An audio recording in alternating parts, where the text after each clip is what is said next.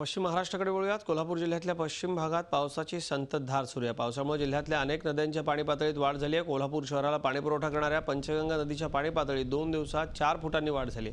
त्यामुळे सर्वसामान्यांकडून समाधान व्यक्त करण्यात येत आहे। या सगळ्याचा आढावा घेतलाय माझे सहकारी प्रताप नाईक यांनी। गेल्या 2 दिवसापासून कोल्हापूर जिल्ह्याच्या पश्चिम भागात पावसाचं चांगलं आगमन झालेलं आहे। त्याच्यामुळे आपण बघतोय की पंचगंगा नदी पातळी असेल किंवा इतर नद्यांच्या पाणी पातळीत चांगली वाढ झालेली आहे। पंचगंगा नदी पातळीची पाणी पातळी ही परवा दिवशी 4 फूट इतकी होती। काल ती पातळी 5 फूट 6 इंच इतके लेवलवर आली आणि आज ती पातळी 8 फुटावर येऊन पोहोचलेली आहे। एकूणच पंचगंगा नदी पातळीमध्ये वाढ झाल्यामुळे या नदीकाठच्या शेतकऱ्यांनी जी उपसाबंदी लागू केलेली होती पाटबंधारे विभागाने ती आता शिथिल केलेली आहे।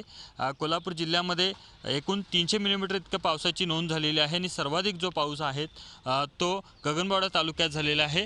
या नदीपात्राचा आपण विचार केला तर पंचगंगा नदीपात्रामध्ये शेजारी जी काही मंदिरं आहेत ती मंदिरं पूर्णपणे पाण्याच्या बाहेर होती, पण आता मात्र ही मंदिरं पाण्याच्या आतमध्ये गेलेली आहे। त्याच्यामुळे पाण्याची पातळी वाढलेली आहे दिसून येत आहे। एकूणच आपण बघतोय की हा जोर जो आहे तो सुरुवातीच्या टप्प्यामध्ये खूप कमी होता, पण आता हळूहळू हा जोर वाढू लागलेला आहे। येत्या काही दिवसामध्ये सुद्धा वरुणराजानं अशा प्रकारचीच कृपा दाखवावी अशा प्रकारची अपेक्षा सगळ्यांच्या वतीनं व्यक्त केली जात आहे।